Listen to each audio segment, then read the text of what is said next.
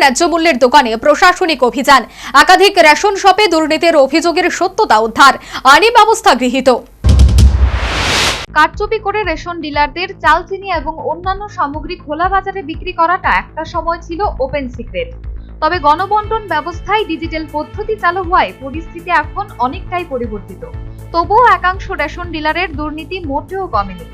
এমনই অভিযোগের ভিত্তিতে শুক্রবার কৈলাসহর মহকুমার বিভিন্ন রেশন শপে অভিযান চালালো মহকুমা খাদ্য দপ্তর।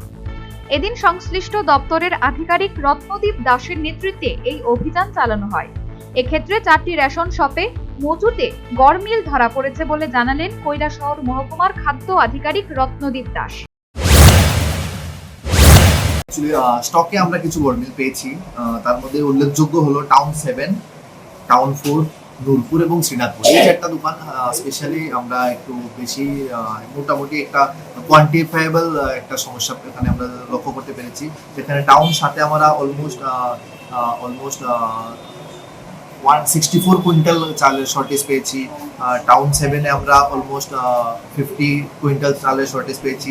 শ্রীনাথপুরে আমরা 23 কুইন্টাল চালের শর্টেজ পেয়েছি।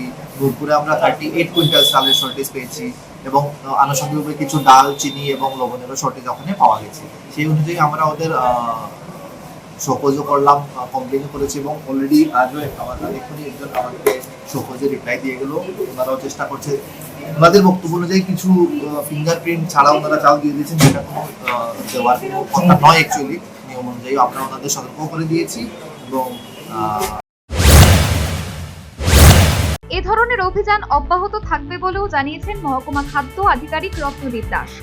সর্বোপরি শুক্রবার কৈলাসহরের বিভিন্ন এলাকার রেশন শপে অভিযান চালালো খাদ্য দপ্তর।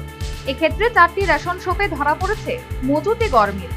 রেশন শপগুলোর বিরুদ্ধে আইনি ব্যবস্থা গৃহীত হয়েছে। এ ধরনের অভিযান আগামী দিনেও চলবে বলে জানালেন মহকুমার খাদ্য আধিকারিক রত্নদীপ দাস। Bureau report.